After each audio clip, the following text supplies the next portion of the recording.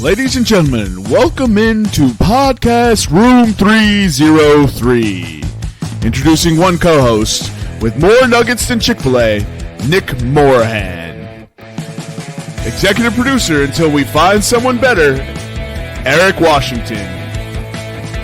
Nobody really knows what he does around here, Nevada Putnam. And now, the single greatest thing to happen to hosting in history, Jermaine Antonio Colon Mendez. On with the show.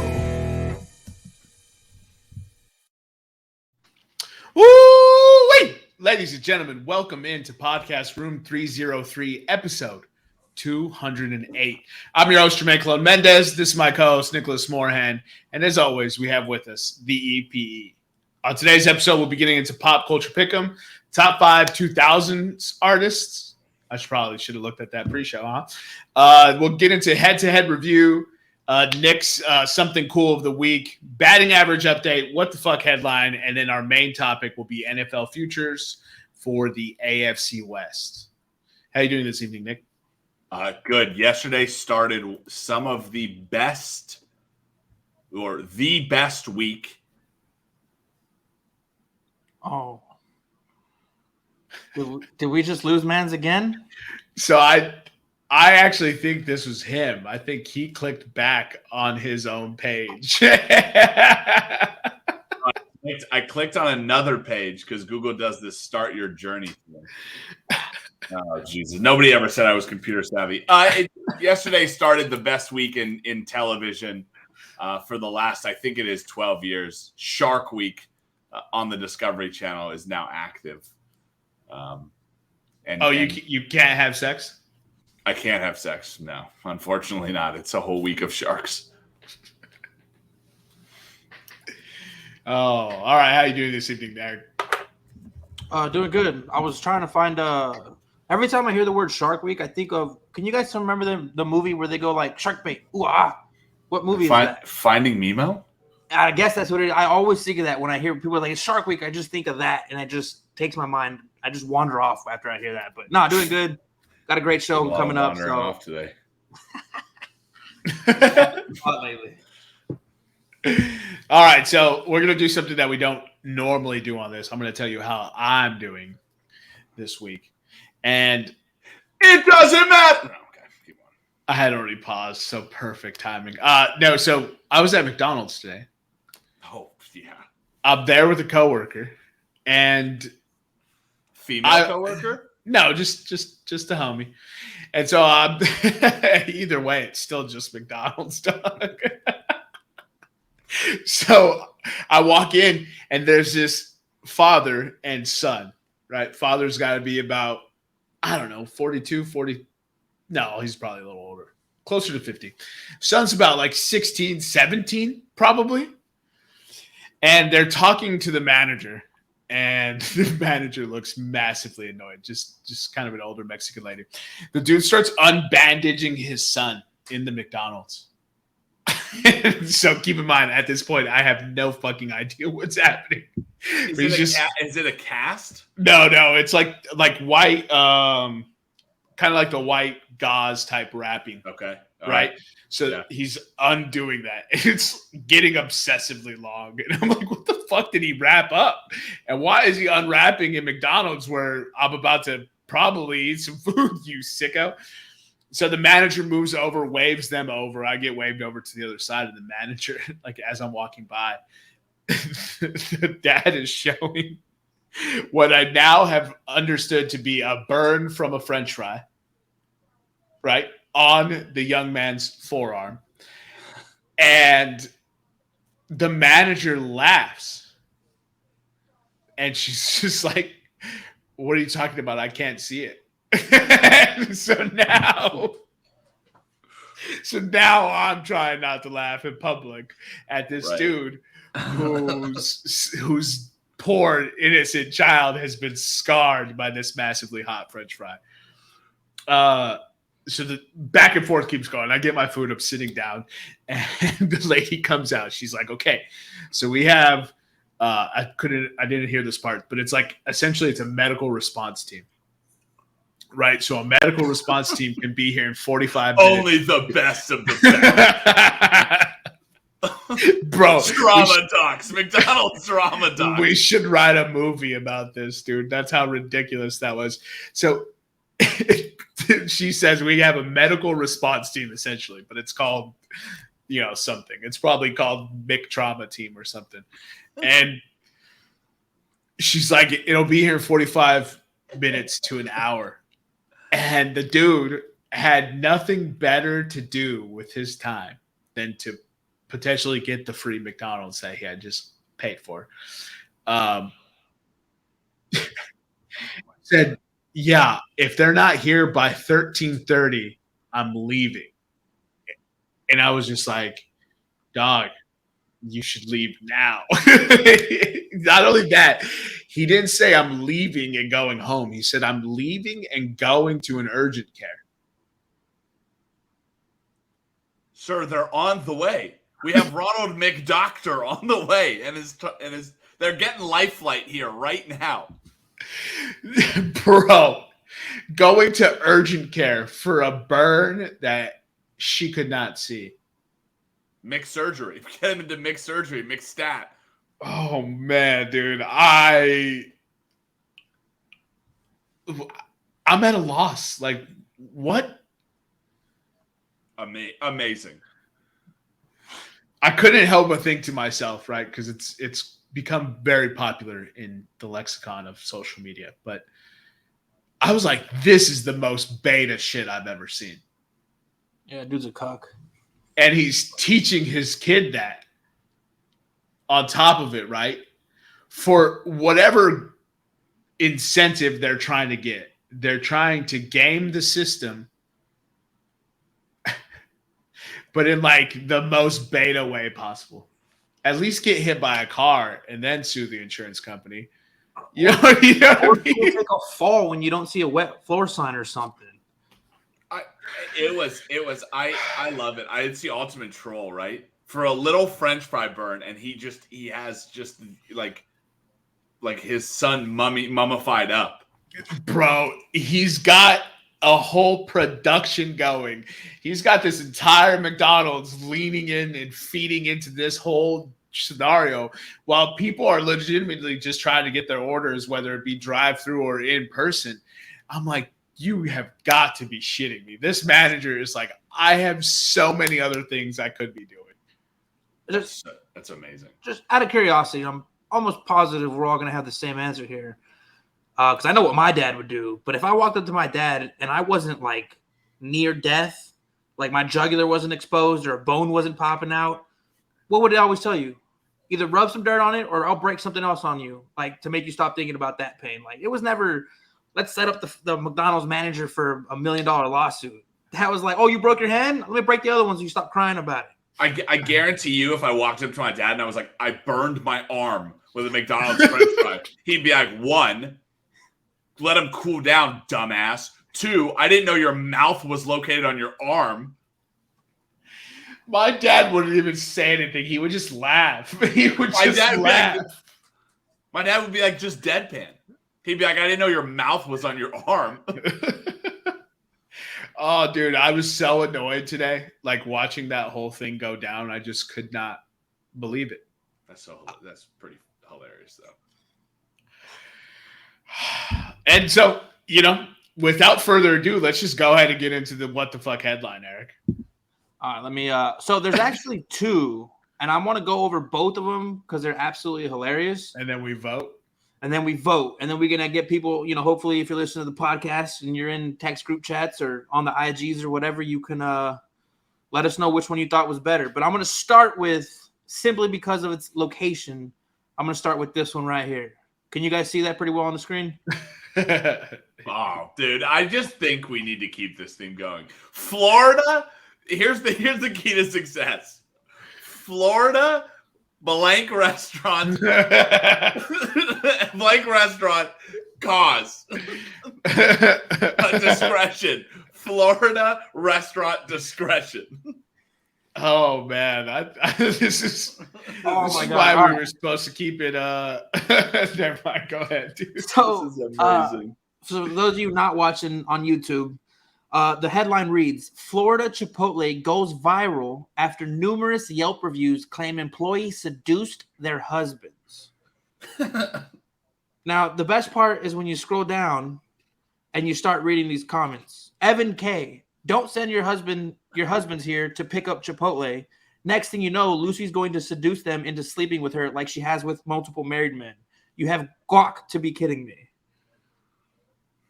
Jessica F, stay far away. Lucy, the GM, or whatever position she is in, she likes to sleep with married men, aka her customers. David L, can I get Lucy's phone number?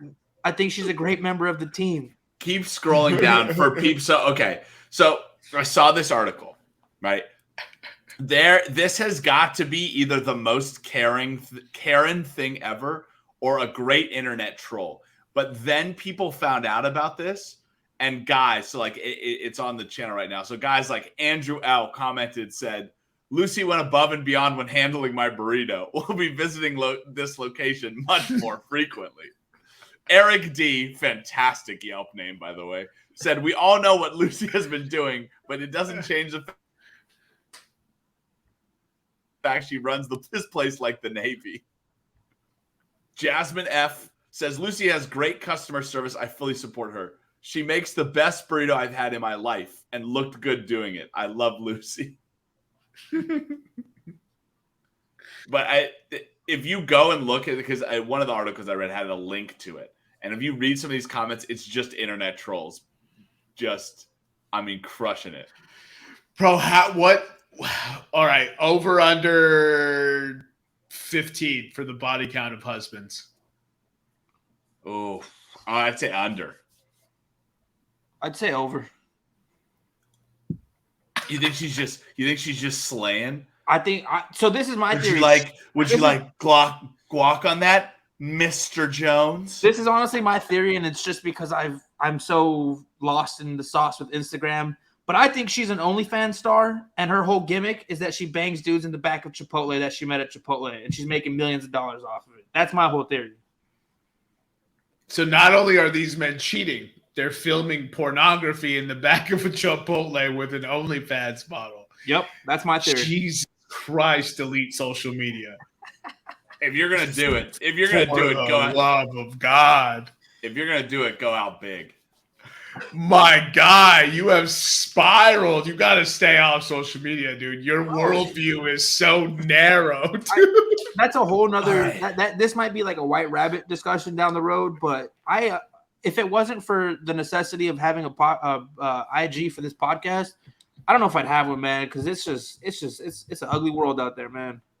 Don't use the podcast as an excuse. You don't have to follow anything. You could run the podcast account with the podcast Instagram.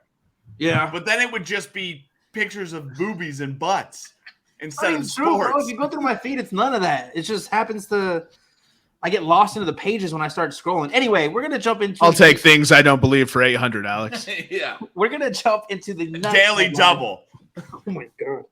All right, and I'm almost positive that we're just always going to have Florida. This headline reads, cocaine sharks, not bears, sharks, may be feasting on bales of drugs off Florida's coast. Large Get it, baby. Are often dumped at sea and picked up by drug smugglers on boats. In other words, cocaine sharks opened that Florida Chipotle. It was an idea they had one late night after feasting on bales of cocaine. Cocaine Sharks is the new NFL expansion team. the Miami Cocaine Sharks. Dude, this is the one right here. This sentence right here. In one experiment, Hurd and University of Florida environmental scientist Tracy Fanara created packages similar in size and appearance to real cocaine bales.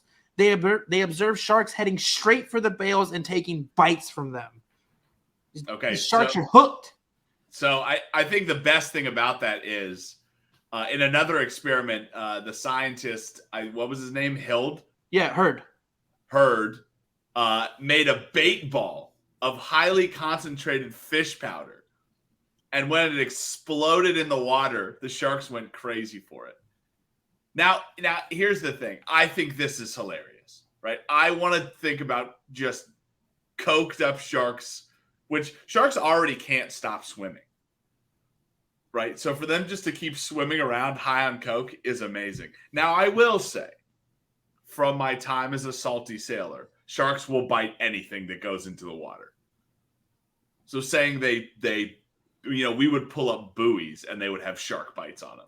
Yeah, but what this article confirmed, though, with scientific research that people spent money on, right, is that the sharks are addicted to it. Like they were seeking it out.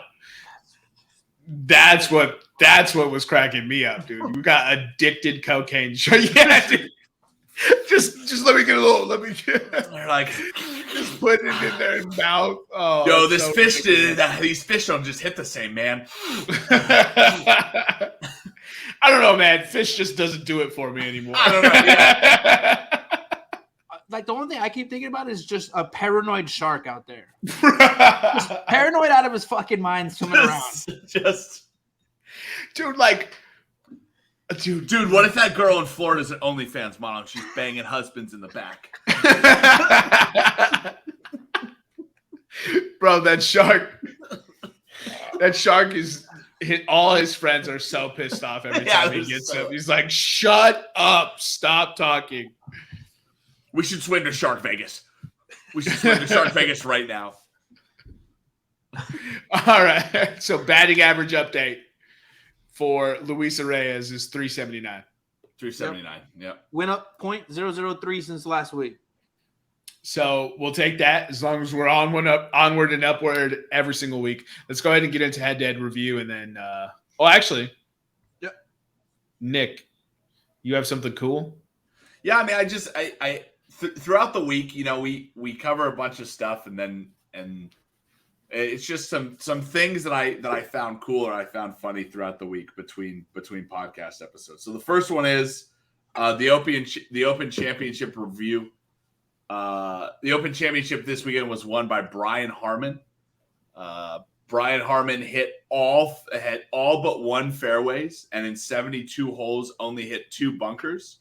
So in a very, very rare occurrence, I hope you did not fade us because we picked Sepp Stricka. I can't even say his first name. And Tom Kim to finish top 5. They paid out pretty good. I think Tom Kim was plus 1,600. Sepp was plus 2,800. That's pretty good. So I know you guys had some thoughts on this pre-show that we kind of got into, but Lionel Messi debuted for Inter Miami this weekend and smashed in a 94-minute free kick. Some are saying walk-off free kick. Those people are me. Smashed in a walk-off free kick. But Eric and Jermaine are looking very pensive on the podcast. So your thoughts, gentlemen. First of all, you hate using other sports analogies for other sports, but now you're just using walk-off free kick. I hate it. I was saying that almost ironically. Even though, anyways, no, I think it's perfect. I think it's dope. It's what MLS needs. I think it's dope that Messi's in America. I think that's dope that the first game had a moment like that. But regardless of so-called people on this podcast have said so-called match fixing, it's good for the MLS, Eric. Yeah, for sure. I understand, and I understand the logic behind it. And the thing is Messi's probably made that kick. I don't want to overshoot it here, but would you say he's made that at least 50, 60 times in his career? He's got at least 50, 60 goals like that from that area? Probably, yeah. Right? So he can do it. My thing is, there's 2 things that gave it away for me. One, David Beckham's reaction. He fucking knew it was going in. And I don't know if it's because they're friends and because David Beckham was a great soccer player, so he understands what was happening. But everybody else seemed to be shocked, and David Beckham, who's the owner of the team, was sitting there like, I know this is going to go in. He didn't even celebrate. Like, he was just, it happened. Second thing is, there's a square or a rectangle that you're trying to score this ball in. You got a guy kicking it. It was actually his right foot because he was going top left corner. You have a goalie standing at the opposite end of where everybody knows that ball's going, and then dove late to try to get it. It just doesn't. look, I'm glad it happened because we want the sport to grow, and Messi's the second greatest player of all time, but it's rigged, dude. It wasn't an earned goal. I think it's rigged, but we bitched about how much ESPN covered Messi during the World Cup and even out of the World Cup, even when it wasn't even like the World Cup was over and they were still like, hey, here's a random Lionel Messi post, right? And this coincides with Ronaldo still having some pull over Europe and pulling people that could still play in top flight leagues over to Saudi Arabia, and then saying, other than the EPO, the Saudi Pro League is the best league in the world. Why not fix it? Just to shut Ronaldo up. Yeah. And to shut the Saudis up. And I actually have another theory on to why they fixed it. And Jermaine can dive a little more into the numbers than I can. But up until then, we were getting hammered with the Women's World Cup. The numbers aren't there for the Women's World Cup. And now the media needed something to talk about to distract people from the fact that, it's not doing well. So they were like, hey, Messi, go do something crazy. Do something Messi-like so we can talk about it for 2 weeks for the next 40 days while the Women's World Cup is in shambles. They're not getting viewership. They got paid more money. Give them the numbers, Jermaine. You got to give them the numbers because it's ridiculous. I have noticed ESPN has been hammering my feed with Women's World Cup stuff. They have been. They really did push it, which is dope. I would, right, if I wasn't jaded from the last 6 years that they put me through, then I would probably be more receptive. But my thing is, if it wasn't on at 3:00 in the morning, I'd be more receptive. Oh, that's they're true. like, hey, tune into the women's national team at 3:00 in the morning on a Wednesday. I'm like, hey, women's national team, I have to work too. So 2019's World Cup, Women's World Cup, brought in $150 million profit or earnings to FIFA, right? So the payout for that World Cup was a $40 million pot that went to all the women's teams. This World Cup, it's $150 million is the payout. So they upped it because of the fair and equal pay and competition with the men, right? The FIFA bought up a bunch of tickets to give away. So other benefactors as well as the countries, Australia and New Zealand, bought a bunch of tickets to give away because they couldn't sell at the stadiums. So that coupled with the $150 million payout, they need to at least double last year's earnings to make this somewhat profitable. And also, it was $40 million for the pot. So you were at $110 million, over that pot. So if you want to go 110 billion over 150, you gotta at least come close to tripling 150. Yeah. So I just want to bring this back a little bit. Women's soccer is one of the few women's sports that I can watch and genuinely enjoy. I love watching the U.S. women's team kick fucking ass, unless it's Japan in the final. This is Eric's version of I have so many black friends. No. But the issue is they're not being understanding with what they're asking for when they got 6.1 million viewers for their 3-0 beatdown of Vietnam, which is awesome. Go USA. But Messi got 12.5 million for his Inter Miami debut against Cruz fucking Azul. Like, it's all about pay should be revenue generated, based off revenue generated. And it's just, we're not going to get that discussion. Go USA women's national team, but it's ridiculous and the viewership's not there. And I really hope it doesn't bust up and ruin it for future women to have a chance at playing in a World Cup. So. The New Zealand national team came out against how FIFA wasn't fair for women as well. And they're hosting it in their country and they couldn't even, they couldn't even sell out the stadiums in their country. Crazy. Look, LeBron gets $48 million because LeBron generates eyeballs on products. It's simple economics. I don't know if men's leagues have to keep subsidizing women's leagues, what's the point of the women's leagues then?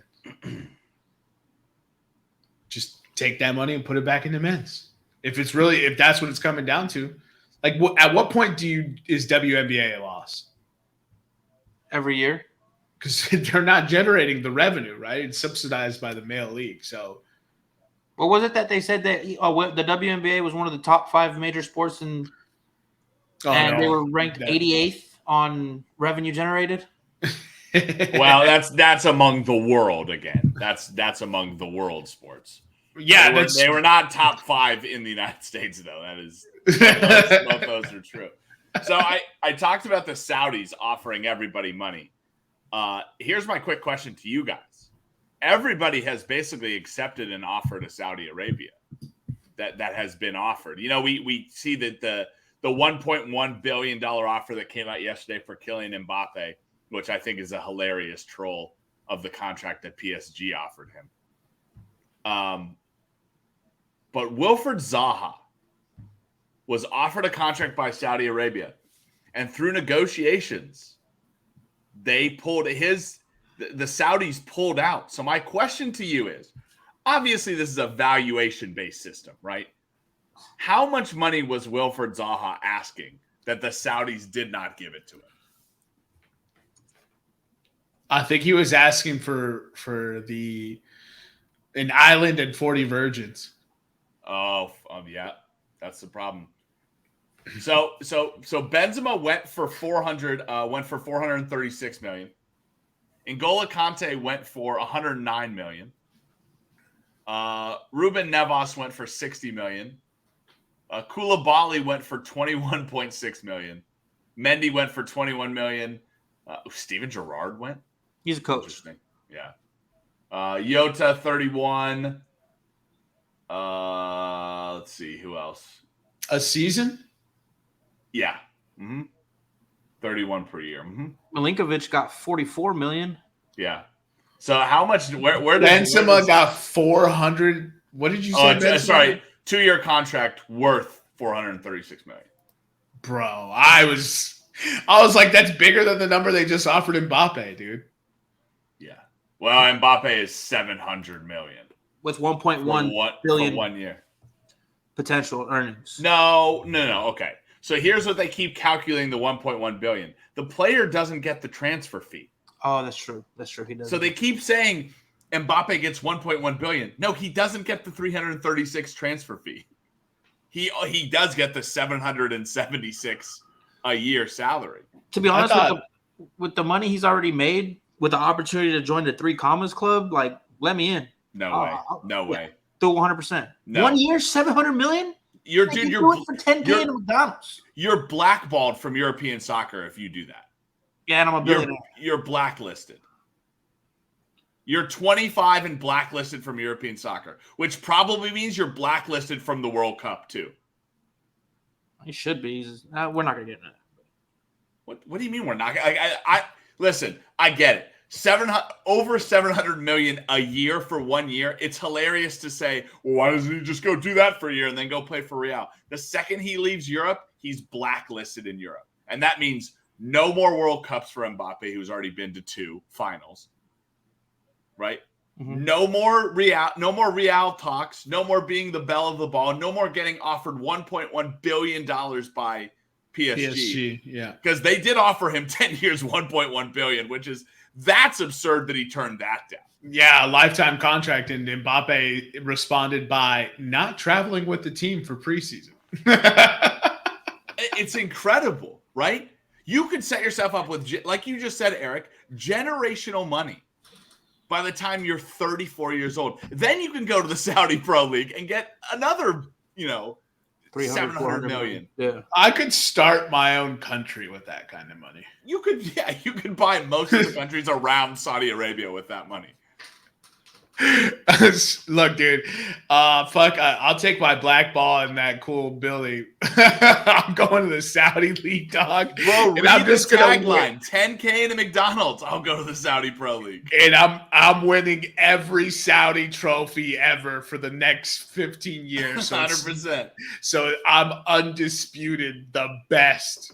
And then I would take my one transfer and transfer to the Saudi national team and carry the Saudi national team to the World Cup final and just be like, my name's Mbappe, bitch. You guys saw they're offering crazy money for people to go try out for the 3rd division, right? Yeah, but it's hot there. Yeah. Yeah. All right. No thanks. I'm never going back to the Middle East. Good God.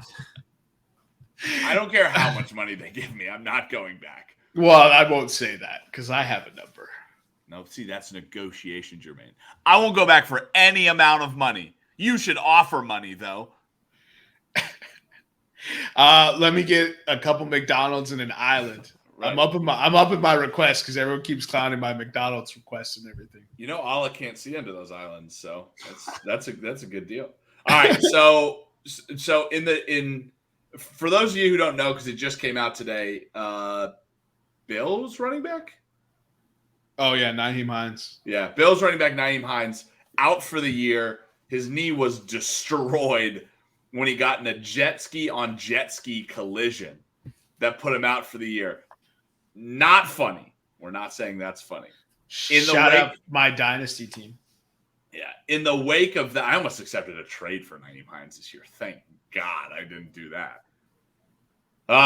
In the wake of that, what is the worst or funniest non-football related football injury you can think of? I know what mine is. For a football player, I definitely know what mine is. It's got to be. It's one fellow by the name of Plaxico. That's the one, yeah. Burris. Shot himself in the leg in a club. Okay. Is that yours too, Jermaine? It's either that or Adrian Peterson's children. What was that? What happened with? He was chasing his kids and blew out his ACL, right? Nah, dude. He hit him with a switch, remember? Oh, that's go pick it out. Mine is okay. So this is a little bit of a regional one, and this is the only reason that I remember it. But there was a quarterback who played for the Broncos called Brian Greasy. Do you remember the name Brian Greasy? Yeah. Everyone remembers that. Brian Greasy missed a year with the Broncos. I believe it was like 2002, 2003, because getting ready to go to training camp one year, he tripped over his dog at the top of the stairs and fell down the stairs. And like blew his Achilles out or something. That's a special kind of stupid. It's incredible. There's the final one is there's the Trevor Bauer one, which cost the Indians a World Series. Oh yeah, that was you said football related, so yeah. I guess maybe just non-sport ones. Absolutely. Let's get into head-to-head, Eric, and then PCP. We're running a little long. All right, let's share this screen. Pick tracker. Can you guys see that? Yeah. All right. So last week was week 28 of the head-to-head. Pretty bad week for the majority of us. Jermaine went 1-2. Or hold on. Yeah, he went 1-2, bringing him to 32-46 on the season, down 11.7 units. His man Ospinall, if you want to give him a little shout out, Jermaine, he crushed whatever that first round of that fight. Yeah, I had him at first round KO. The juice was only plus 120, so it's devastating. But I was hyped watching it. He came back after a year and from a torn ACL, so it's good to see him back. Yep. Nicholas went 1-2 or 1-2 last week. Dude, sorry. It's because I keep seeing the new ones pop up, and I'm like, did I forget to add that one? And I realize it's today. All right, so he's 30-46-2 on the season, up 0.7 units. He did get Straka to finish top 5. Should have put it in earlier in the week. It was plus 2,800, but he got it at plus 250. I went 1-2. I don't know shit about golf. I got lucky with John Rahm finishing top 10. At plus 320. I finished 32-46 on this, or I'm 32-46 on the season, down 4.7 units. And Nevada had the best week out of all of us, going 2-1, putting him at 30-44-1 on the season, up 0.5 units. So Nick is still leading on units, and I guess we're all sort of generally around the same area as far as wins. Whoop whoop. Slow and steady, bro. I'm just going to hit you with 1s and 2s all week, every week. Oh, yeah. Oh, yeah. Oh, I'm first. Yes, sir. Top 5 favorite 2000s artists. 2000s artists. Yes, sir. I'll go with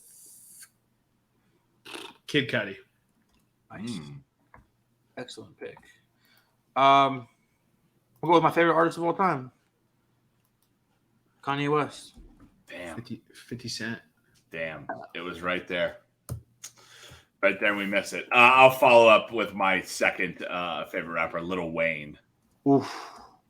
Excellent choice. And then I'm going to throw a second pick in of Linkin Park. Nice. Rest in peace. That one hurt. Yeah. Pete Chester. Lil Wayne was a great pick. So was Kid Cudi. Both those guys probably would have made my list. I'm going to shock some people here. I'm going to go with Nelly. Interesting. Okay. Nelly was huge in the 2000s. I fucking love Nelly, dude. When I was a kid. I'm going to go with the Gorillas. Nice. And POD. Oh, that's a good one. Got that eclectic list going, bro. That's a good like chill party mix. I'm gonna go with the Killers with my next pick. Biggest Christian rock band in the world. Yes, sir. Well, they're Mormon, but same thing. I'm gonna go Akon. Oh. And I think when you get Akon, you probably get Young Jeezy. I'll go Green Day. Yuck.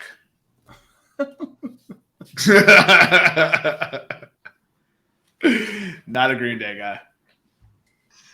Ooh. There's a lot of great choices. I'm gonna regret not prepping for this. Yeah, I didn't prep at all, so I'm struggling here, but I'm gonna go with. Man, I don't know if I should do it. I'm gonna go with Kendrick Lamar. 2000s. Yeah. What do you mean? Thought he was more 2010s, but Dude, he's absolutely more 2010s. I mean, the majority of his career, but he started in the 2000s, bro. Bro, see, this was an important distinguishment. I asked for it. I didn't let us use it. What a bum. I'm just kidding. I'll take Kendrick off. I'm going to go with Ja Rule. That's a good choice. For the old Fire Island controversy. I'm going to go with R. Kelly. Oh, God, dude. Terrible person. Great music. I'll stand by that to the day I die. Absolutely. Tiger Woods, probably shitty person. Lance Armstrong, probably shitty person. Great athletes. R. Kelly, great artist. And I'm gonna take Taking Back Sunday. Ooh, that's a from downtown pick. My guy hit me with Kendrick Lamar in the 2000s. What a goon. I'm gonna go Foo Fighters.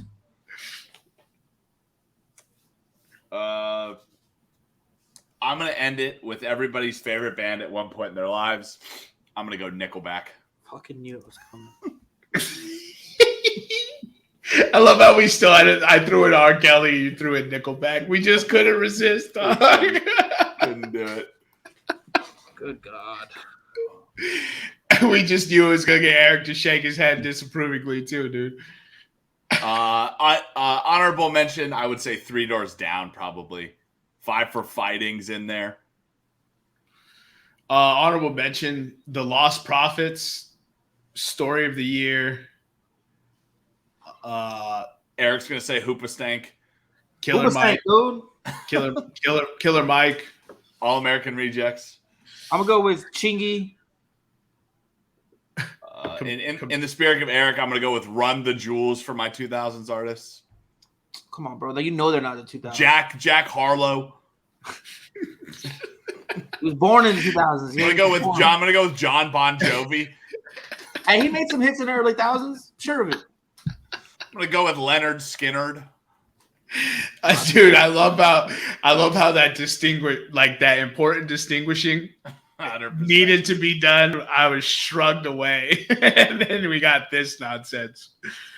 What was it? Like Hub City Minor Threat was the only thing he released in the 2000s. Bro. Damn, I can't even think of the name of the mixtape, dude. You called him on his shit. No, the Kendrick Lamar EP. That's what it was. What's the one with dedication on it? Overly Dedicated too. Overly Dedicated. Didn't that come out in 2009, which is the 2000s? Because Kid Cudi's first album didn't come out until 2008. Hold and I gave on. you that one. Caveat that shit. That Kid Cudi was huge in 2008, Eric. So was Kendrick. No, he was not. No, he was not. No, he wasn't. This is all right. Well, the lists are done. Here we go. Jermaine with the first pick. Kid Cudi, The Gorillaz, P.O.D., R. Kelly, and Taking Back Sunday. I had the second pick. Kanye West, Nelly, The Killers, Ja Rule, and Foo Fighters. And Nick had Lil Wayne, Linkin Park, Akon, Green Day, fucking Nickelback.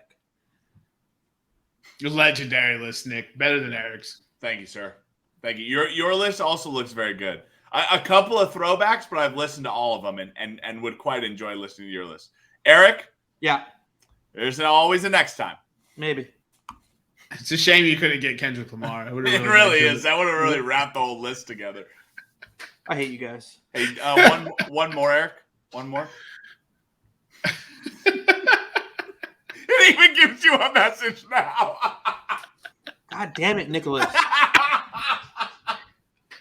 Oh, man, for those of you who don't understand what's happening, Eric is sizing the web browser because we're sharing it on screen.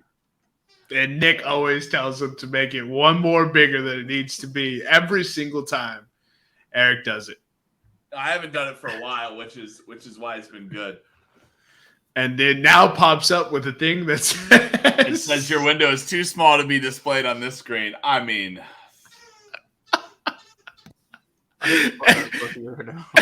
he's so mad, dude. He's so mad. I'm not mad. I'm pissed off. No, I'm just kidding. All right. So, what order did we go in last time, Eric? We went. I read the departures, arrivals, rookies, and then you read. Yeah, so I'm going to keep it simple like last time. We'll read the departures, arrivals, rookies drafted. Then we'll pull up the schedule, and then I'll take your guys' picks, and we'll close out with player props. I'll read this. Okay, you got the schedules up? Okay, good. All right, so the first team, obviously, is the Kansas Super Bowl winning Kansas City Chiefs, 14-3, first in their division. Okay. Wait, 14-3? Are you sure it's not 14-2?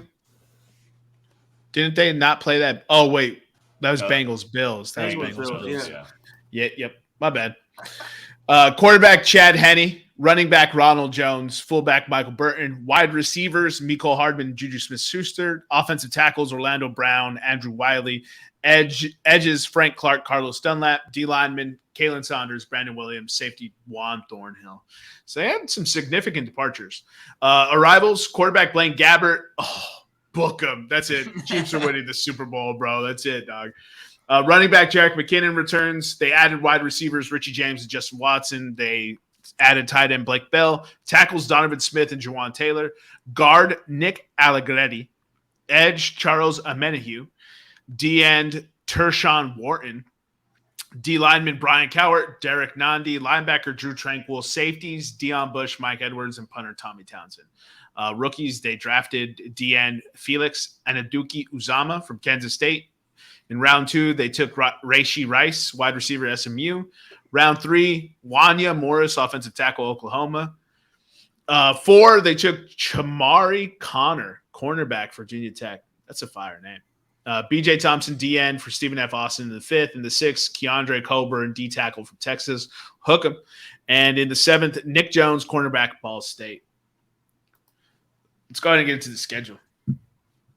All right, so Kansas City Chiefs schedule, it's kind of laughable before they get to their bye week. So we have, when I say Detroit home, that means Kansas City is playing at home. So they open with Detroit at home. They go into Jacksonville, Chicago at home, at the Jets, at the Vikings, Denver and Los Angeles at home, at Denver, home against the Dolphins, week 10 a bye week. Then they have a Super Bowl rematch with Philadelphia week 11. They play at the Raiders, at the Packers, They play Buffalo at home, at the Pats, Raiders, and Bengals at home, and finish the season at the Chargers. This is almost laughable that their win total is set at 11.5, in my opinion. They got a lot of dubs they can get pretty easily. Yeah. And they're going into the bye week undefeated. There's a strong possibility, especially if they get hot early. It's crazy that they allowed them the bye week before playing the Eagles. That seems shitty to the Eagles. Get hot early. No, they need all the help they can get. They almost have no choice. Detroit, Jacksonville, Chicago. No, that's what I'm saying. Like, they can get hot early, and then the team feels good about themselves, and now you're fighting a confident Kansas City. I think. Oh my God. So obviously, I'm taking the over win total here. 11.5 is what the number's set at right now. I hammer it.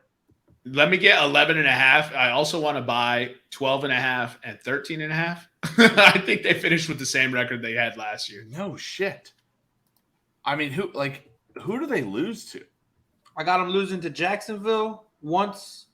I got Jacksonville, Philly, Miami, Buffalo, and Cincy. I think they lose 5 games this year. Oh, that's true. The Miami one is – you're right. The Miami one is in England or Germany. They got to travel further. Oh, it's in Germany. So that's basically a toss-up. That's a good call, Eric. Patrick Mahomes is still on that team. So. Right, right. Philly is probably a revenge game. You know how I feel about revenge games. But Eric, like, their away games are like they play Cincy at home, right? Yeah. They play Buffalo at home. At home, right? Yeah. Jacksonville, Jets, Vikings, Broncos, Raiders, Packers, Pats, Chargers. So I actually They've never lost. He's never lost to Denver. You took the under on the Chiefs, dog? Took the under? Let me explain. I looked at the schedule. The 5 that I named, I'm not confident. I believe they're going to lose those games. And then I figure between the Chargers, the Broncos, they got to lose one game. One game between their 4 divisional, or how many games is it? 6 that they play in their division? Yeah. Between their 6 divisional rival games, they got to lose one of them. I think they win 11 games. So you mean to tell me the Super Bowl champs lose to every team that's considered a Super Bowl contender? They don't beat one of them? I was just going to explain. It's not a knock on Kansas City. I think I actually picked them probably to go back to the Super Bowl. But my thinking here is it's plus 360 and you never fucking know, right? So I'm going to take the big money odds and be happy. And I'm going to, if I don't hit, I'm going to be like, well, what did I fucking expect? You know what I mean? Like, I'm not going to be mad if it doesn't hit because I'm taking a long shot on plus 360. And that's why I went with it. Fuck it. Like, I'm not sitting here telling people to bet that. I think they genuinely do win over 11.5 games, but I am going to take the plus 360 and hope that, they only win 11 games. All right. From a betting perspective, it makes sense. We do that all the time. So. Should have just led with that. Should have just led with that instead of making people believe that you thought they were going to lose 7 games, dog. 6. Oh my goodness, dog. That was crazy. That was a long way to get there. Yeah, I'll take them to win their division. I'll take the over. And I mean, we can only pick one Super Bowl champ, or if I'm sprinkling money on a few, I can do that. What are we doing with that one? You can pick as many as you want, except at the end of the year when I do the totals for our futures bets, you're gonna have, if you pick multiple Super Bowl winners, obviously you're gonna get some wrong if you get one right. All right, because plus 600 is juicy. Yeah, that's incredibly juicy. All right, on to the next team.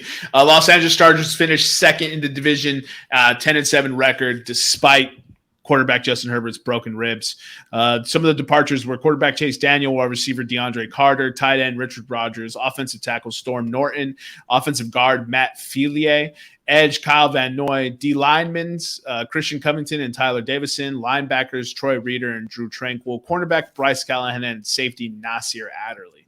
Not too many additions in the free agent market. They re-signed quarterback, tight end, and wide receiver, respectively. Easton Stick, Donald Parham Jr., and Jalen Guyton. They signed Trey Pipkins and center Will Clapp. Added D lineman Morgan Fox, linebacker Eric Kendricks. Ooh, that's a good pickup. And punter J.K. Scott. In the draft, they added a first-round talent at wide receiver, Quentin Johnson out of TCU. In the second round, they took Tuiapolutu, edge out of USC. Round 3, they took Diane Henley, linebacker, Washington State. Round 4, Darius Davis, wide receiver, TCU. Round 5, Jordan McFadden, offensive tackle, Clemson. Round 6, Scott Matlock, defensive tackle, Boise State. And round 7, they took Max Duggan, quarterback, out of TCU. They wanted that TCU stack, Quentin Johnson, Max Duggan. So, you got the schedule, Nick? Yeah. So they open week 1, home against the Dolphins. 2 road games, Titans and Vikings. Then the Raiders. Then a week 5 bye week. Brutal. Then they got to play Dallas at home, at Kansas City, Chicago at home, at the Jets, Detroit at home, at Green Bay, Baltimore at home, at New England, Denver at home, at the Raiders, Buffalo at home, at Denver, and Casey at home. So not only do they give them a week 5 bye week, but they don't even let them have 2 back-to-back home weeks. I don't think have you guys ever seen that before, a schedule like that? I don't ever remember seeing verse at. That's crazy. Yeah, I've never seen it alternate like that. Doesn't mean it's never happened. And if you look at the ats, it's tough, right? You know, you can say what you want about Tennessee, Minnesota, Kansas City, the Jets, the Packers, the Pats in December, the Raiders, the Broncos in December, the Broncos on New Year's Eve. I still think it's a pretty winnable schedule, my guy. Yeah, I actually have them winning a division this year. Oh, my guy's just rooted in chaos over there. Yeah, I'm gonna take over 9.5 here for the Chargers. I'm under 9.5.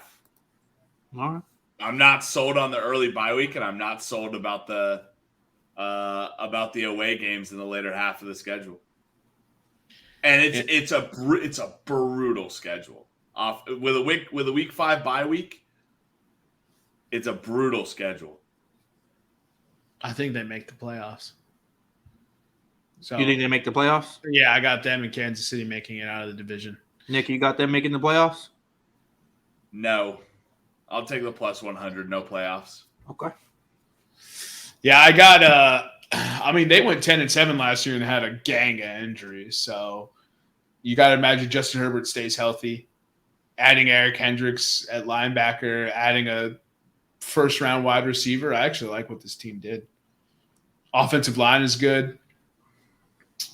Yeah, I've got high hopes for the Chargers. I'm going over 9.5. I don't think they can compete with the Chiefs, though. No, yeah, don't get me wrong. The team that I pick to go to the playoffs from this division, not going to win the division. That minus 165 is too juicy, or has no juice in it left for the Chiefs.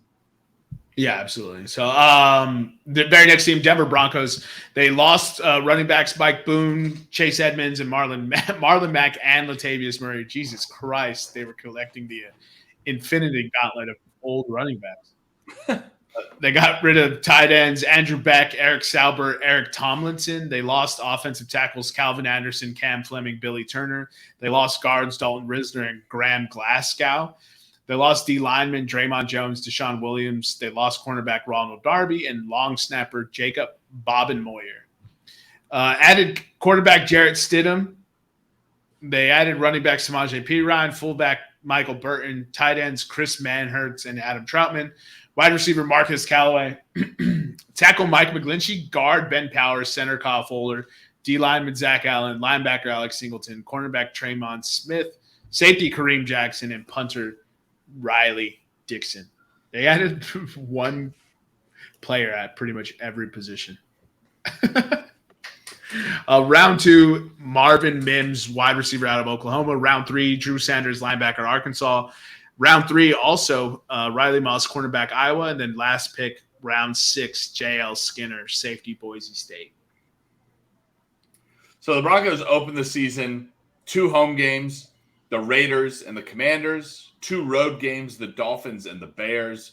They had Jets at home, at KC, 2 home games, Green Bay and Kansas City, a week 9 bye week, then an after bye week Monday night football game at Buffalo, 2 home games, Minnesota, Cleveland, then 3 road games back to back to back.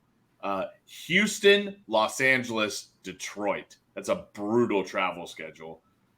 2 home games, the Pats and the Chargers, and they finish at the Raiders to end the year. Gentlemen, thoughts on this schedule? There's some rough stretches on this schedule, and this team is a gigantic question mark. I don't know what to expect from this team, so I'm gonna defer to you and let you go first. I am doing something that I've seen. So the Broncos are my AFC team, and I'm going to bet on the man that has given me grief for years and years and years. I'm taking the over 8.5, and I'm betting on Sean Payton. Great coaches have just a way of have a way of doing things. So I'm betting this is betting on Sean Payton and betting on turning Russell Wilson around. If it helps you, Jermaine, I went under, but I still think Peyton's going to turn it around, just not in year 1. I have concerns with this team. Their wide receiver room, and there's nothing. It seems like nothing positive is coming out of that wide receiver room. So I kind of understand why Marvin Mims Jr. was the first pick for them in the draft. Javonte Williams coming off that ACL, MCL injury. What are we expecting from him? You know, they had a huge exodus at line, which was their weak point last year, but they only added 3 players? Mike McGlinchey's all pro, but can they absorb injuries on the offensive line? So I have a lot of question marks with this team. 8.5 is a perfect line. This team I could see going 8 and 9, and next year everyone's real high on the Broncos. But 8 and 9 puts them under. So yeah, I'll take. But 9 and 8. But 9 and 8 puts them over. 9 and 8, just to give that little nugget of Sean Payton's figuring it out. Oh man, and how many times does Sean Payton finish below 500? It's 4 or 5 times, I think. Jeez, yeah. I'll go under. Give me the under. Nick, do you have anybody? Do you have them making the playoffs? I forgot to ask that earlier. Yeah, I'll take them to make the playoffs. Plus 180. Jermaine? Sean Payton has been under 500 4 times. He has never won less than 7 games in a season, though. That's the line. That line is perfect, dude. Can easily see them going 7-10. No, I do not have them making the playoffs, Eric. Cool. So the Raiders departures are quarterbacks, Derek Carr and Jarrett Stidham, wide receiver Mac Hollins, tight ends Foster Moreau and Darren Waller, edge Cleveland Farrell, D linemans Andrew Billings, Kyle Pecco, Isaac Rochelle, linebackers Jayon Brown, Denzel Perryman, cornerbacks Anthony Averett, Sidney Jones, Rock Ya-Sin, and then safety Duron Hammond. Additions, quarterbacks Jimmy Garoppolo and Brian Hoyer, running backs Amir Abdullah and Josh Jacobs, fullbacks Jacob Johnson, tight end Austin Hooper and OJ Howard, wide receiver DeAndre Carter, Keelan Cole, Phillip Dorsett, Jacoby Myers, Cam Sims, offensive tackles Jermaine Illuminor and Brandon Parker, guards Cronus Grasu and Alex Bars, edge Jordan Willis, D lineman Jordan Jenkins, Jerry Tiller, linebacker Robert Spillane, cornerbacks Brandon Faxion, David Long, Duke Shelley, safeties Marcus Epps, Jaquan Johnson, and the long snapper, Jacob Bobenmoyer. Wait, they signed the Broncos long snapper? Cold-blooded. All right, in the round 1, they took Tyree Wilson, edge out of Texas Tech. Ooh, that's an interesting pairing with Max Crosby. Round 2, Michael Meyer, tight end out of Notre Dame. They had a pretty good draft. Byron Young, D lineman, Alabama. Trey Tucker, wide receiver, Cincinnati, both in the 3rd. In the 4th, they took Jacorian Bennett, cornerback out of Maryland. Aiden O'Connell, quarterback, Purdue. And in the 5th round, they took Christopher Sis, safety, Georgia. Round 6, they took Amari Burney, linebacker, Florida. And in round 7, they took Nesta Jade Silvetta, defensive tackle, ASU. Forks up. So they opened the season with 2 road games, Broncos and Bills. They played Pittsburgh at home, then at the Chargers. 2 home games, Packers and Pats. 2 road games, Bears and Lions. 2 home games against both New York teams. They start with the Giants, then the Jets. At Miami, home against Kansas City. A Week 13 bye week, late bye week. Can sometimes be good, sometimes be bad. 2 home games coming out of the bye week. Minnesota and the Chargers, 2 road games, Chiefs, Colts, and they finish at home against the Denver Broncos. This is under. Under, and I think it's going to get ugly quick. Like, what's the odds for Josh McDaniels gets fired? They have, if you look at their team, on paper, they have a stacked team. I think they have a team that's going to get absolutely pilfered at the trade deadline. I think the Raiders know that their window is not. I get that we're saying. I get we can never say this they can never say this in professional football. So I'll go ahead and say it for them. You're not going to win now, Las Vegas. First of all, you have Kansas City. So you're second already. Then you have the Chargers, who Jermaine already said it, right? They have a great young core built to win now, and they're trying to win now. The Denver Broncos have a guy who's proven that he can coach a team to a Super Bowl in Sean Payton. And a quarterback who's won 2 Super Bowls and I believe a couple of MVPs in this league, right? No. 1 Super Bowl, no MVPs. Been to 2. Okay. Yeah. So you have a coach who can win a Super Bowl with a quarterback who can win a Super Bowl with the right coaching. Let me say that again. Right? Your window is not to win now. The Devontae Adams signing was great. The Jimmy Garoppolo signing was great. Josh Jacobs, great.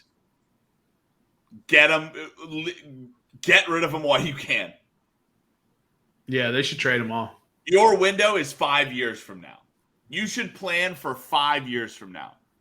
In Tyree Wilson's final year of his deal, that's when you should be ready to compete. Am I completely off base in saying that? I think you're off base because it's longer. You got Patrick Mahomes and Justin Herbert who are going to be relevant for the next 10 years. No, they still got to compete, though. You can still compete with them in your division. No. This Raiders are firmly entrenched in Caleb Williams sweepstakes. Yeah. And they should be. Jimmy Garoppolo, he's your solution this year. He's never been a solution. Never. I'm tired of people trying to make Jimmy Garoppolo a thing. It ain't it. It's not happening. So I'll take the under, not to make the playoffs, not to win the division, and then I might put a little money on them to win the Super Bowl. Hey, 6,500. Hey, man, I'll put 5 on it. I got 5 on it. I'm going to go over, no playoffs, win the division and the Super Bowl.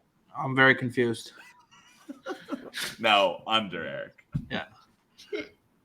All that to say over. No, under. I want it under.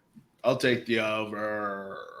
All right, so that wraps up our division breakdown. Eric, can you tell us the orders, the choices for all 4 of us? Wait, so that's what I was going to ask you guys. Do you both have because Nevada took Kansas as is, Kansas, Chargers, Broncos, Raiders. Is that how you guys want it? Yes. Yeah, I'm going chalk from the year before. I am for sure. That's the favorite at plus 450. I took Chargers, Chiefs, Broncos, Raiders at plus 850. Okay. It's just so funny, Nick. My man's rode the Chargers into the sunset last year. Remember, he was all in. Justin Herbert, MVP, Austin Eckler, Offensive Player of the Year, overs on all the props. And here we are again. My man's is picking division winner. Listen, you have your Myles Garrett. I have my Los Angeles Chargers. I'm going to stick with them until they win a goddamn Super Bowl. You chill out. I've been on Myles Garrett for eternity. This is 1 year. That's not the same. This is like your Chicago White Sox. Yeah, that's a good comp. That's no, dude. Myles Garrett's since inception of this podcast. Myles Garrett, Defensive Player of the Year, every year religiously. 100%. Hey, spoiler! Guess what I'm taking this year? Get ready, kids. It's Myles Garrett. All right. So, how do you want to do these props, Eric? You had an idea, right? Yeah. So, I mean, I can just share the screen and then go through them, and you guys tell me what you like. Right? Is that cool? Sure. Yeah. All right. It's got my little initials. I'm just an over better, dude. I just can't bet unders. I don't have the stomach, dude. No, I don't think none of us have taken an under unless we actually think the teams are going under. Well, yeah, because we're here to pick over unders on win totals, but some of them we wouldn't bet. All right, you guys got a good view of that? I don't have the screen on. I'm only using one screen today, so I can't see. Yeah, that's good. All right, so AFC West player props. I'll go through them with you guys here. Justin Herbert over under 4,450.5 passing yards. The over's minus 110. The under's minus 110. Any juice on that for you guys? Yes. Yeah, I want all Justin Turner props or Justin Herbert props. You want overs? Overs. Yeah. And his passing touchdowns at 29.5. The dude threw for 4,700 yards and 4,700 yards last year with broken ribs. Yeah. What is this line? Yeah, that's a good line, dude. It's good for us. He's never in his 3 years in the league, the lowest yards he's thrown for, and this was in 15 games, by the way, was 4,300 yards. What am I missing here? You're not. I actually I didn't annotate it, but I'm taking all Justin Herbert overs because I was trying to hide it, but I have Justin Herbert for MVP down here at plus 1,500. Yeah. So you have all overs as well. Yeah. Yeah. I think him and Patrick Mahomes duel it out this year. So it's awesome. Are you going to take over 5,000 yards as well? Yeah. All right. So 2021, right? When he went to the Pro Bowl, he completed 65% of his passes for over 5,000 yards and 38 touchdowns. Last year, with broken ribs, he completed 68% of his passes for 4,700 yards. It was absolutely electric last year. He has broken ribs and he's completing more passes than the year before. Yeah. He was better. That's what a lot of people are talking about. But his numbers were down because he had broken ribs. Right. All right, so away. Yeah, and you traded him away after you traded everything for him. So make it make sense. So all Justin Herbert overs. I also have Justin Herbert for MVP. Next is Patrick Mahomes props. His over-unders are set at 4,800.5 pass yards, 36.5 pass touchdowns, and then they have the fun over 5,000 yards passing. Just a yes or no question. What are you taking here, Nick?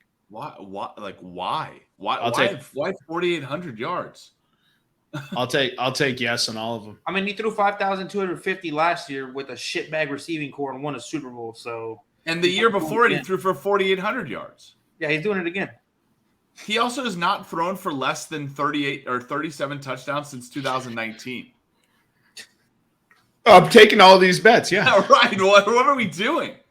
So all the overs for Patrick Mahomes, all the overs for Justin Herbert. I picked Justin Herbert to win MVP, but Patrick Mahomes' line is very juicy as well. The only reason I'm picking Justin Herbert is because Justin Herbert's the new hotness. Next, Russell Wilson over 3,750.5 pass yards.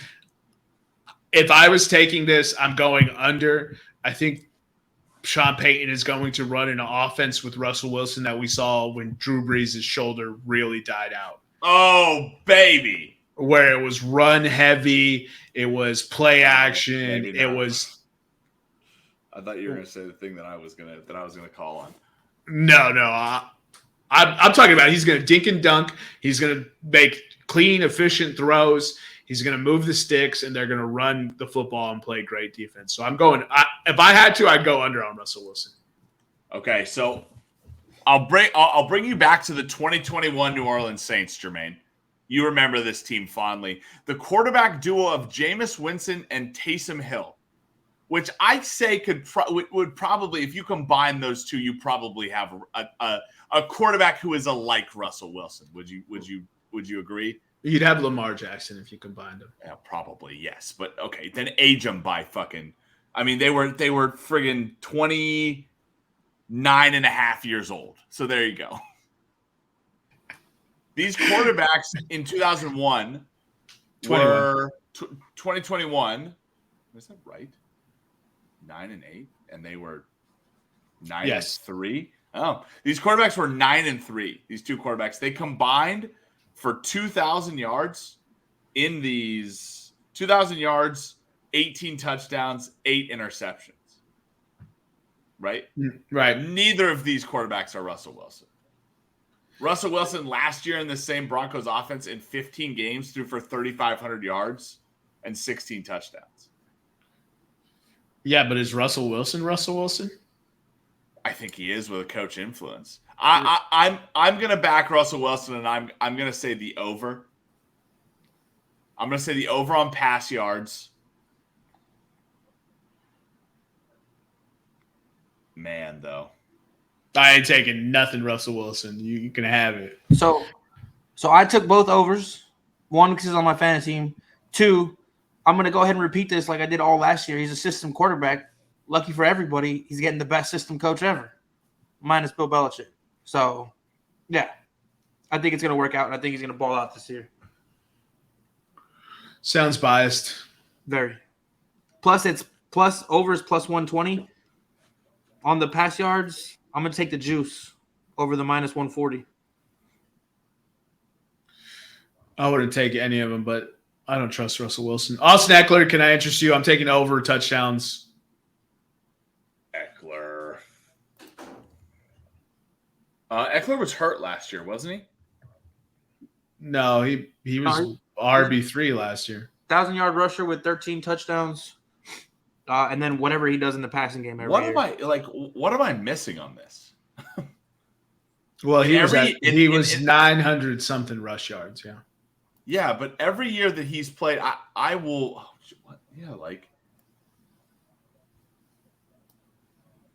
I'm taking Eckler over rushing touchdowns. If you give Eckler 17 games, he's averaging 13 touchdowns and 941 yards. I'm taking the over on both. All right. So you're taking did you take the over on Russell Wilson touchdowns?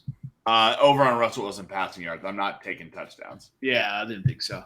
All right. No Pacheco, no Adams, no Sutton. I don't. What's it said at 1,500? Oh, the over 1,500 yards for Devontae Adams. Man, Devontae Adams 1,300 yards under looks really, really good. I would say so. Yeah. I'm not taking it, but are you taking that? I'll take it. Yeah. All right. You are so I'm not taking any Cortland Sutton. I am taking Jerry Jeudy over receiving yards, over touchdowns.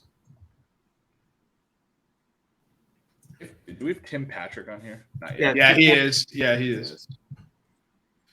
Any Jeudy, any Tony, any Allen, any Williams, any Johnston? I want to believe in Tim Patrick. Give me the Tim Patrick over 525. All right. So that doesn't surprise me. He's on your fantasy team. Yeah. Right? Yeah, and I believed in him last year not to give him up. So yeah. So for Mike Williams, I'm taking over on the receiving touchdowns. For Travis Kelce, I'm taking over yards and over tutties. The Khalil Mack over. Give me Khalil Mack over sacks. Khalil Mack now with the drafting of Tyree Wilson. He can focus on the thing that he does best. Khalil Mack's with the Chargers, brother. Oh, is he? Okay, good. He can focus on the thing he does best. He had 8 sacks with the Chargers last year. Yes, that is correct. That's why the line is 7.75. Right. I think he'll have more. More? Okay. Any MVP or Defensive Player of the Year bets? And that Patrick Mahomes one looks good. You want Patty? Patty won it last year? Yeah. No, I don't think he goes back to back. Cheated. He played better than Jalen Hurts at the end of the season. It's cheating. No, I'm not going to take that. I'm not going to take Patty. No Russell Wilson MVP votes? Plus 4,500? I do like the Russell Wilson. No, I don't. Never mind. Nope, I don't like anything. What about Russell Wilson comeback player of the year? That's what I was thinking, but no. All right, so that wraps up our props. I'll just read through it real quick. So Justin Herbert over pass yards, pass touchdowns, and over 5,000 yards. Nick and I are both on that. Mahomes, similar concept, over yards, over touchdowns, over 5,000 passing yards. We're all on that. Nick has Russell Wilson over 3,750. Nick has Austin Eckler over 775.5 rush yards. We both have the over touchdowns on Eckler, 8.5. Nick has the under on Devontae Adams, 1,300 yards. I just don't bet unders, but that's a great bet. Jerry Jeudy, I have both overs, over yards, over touchdowns, 875 and 5.5 respectively. Shocked nobody took Keenan Allen, but I took Mike Williams over 5.5 receiving touchdowns. Kelsey over yards, over tutties. Nick has over yards for Tim Patrick. I have Joey Bosa over 9.75 sacks. Nick has Khalil Mack over 7.75. So that means we're both going to be wrong. And I'll take Justin Herbert at plus 1,500 for MVP. Good luck. I think Justin Herbert's going to ball this year, dude. I have a good feeling. And so podcast motto. So anybody that's on the fence about these Justin Herbert bets, if Nick's stats didn't impress you enough, keep in mind, Kellen Moore is the new OC there, and we saw what he did with shitty-ass Dak, and they aired it out. So he's got much more. He's got a bigger arm, better talent, better vision. He's a better quarterback in general, top to bottom. So in 2 years, if I'm not mistaken, Kellen Moore had the number 1 offense and the number 4 offense. Yeah, and I mean, it's not like the Chargers were pushovers. They just got complacent with what they were doing, and they needed to change, and I think it's going to be great. So I would ride any Justin Herbert overs. Keenan Allen eats every year. He performs every year. He gets hated on for some reason. Can't miss on any of that. And then that rookie, Quincy Johnson, there's people already talking about him making a move for Mike Williams' spot at number 2, which I don't think is going to happen, but he's impressing already, so we'll see. Yeah. All right, so that brings us to the end of the podcast. Don't forget podcast motto, fade us. So I have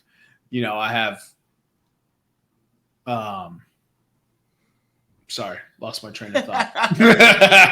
By the way, Mike Williams is not getting taken over at 2 because Mike Williams is one of the funniest human beings I've ever met in person. Is he? In fact, I was on a tour, giving him a tour of one of our ships, and he asked me how much a tank cost. I said, I don't know, $25 million. He said, shit, I don't got tank money yet. him and what was it, Jordan Palmer? No, it was someone else. No, it was somebody who's not on the team anymore.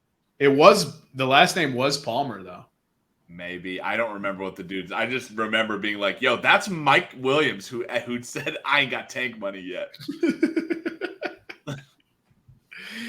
Yeah, exactly. All right, so I forgot what I was going to say. Follow us on Instagram, Twitter, and YouTube at Podcast Room303. You guys got any last nickels?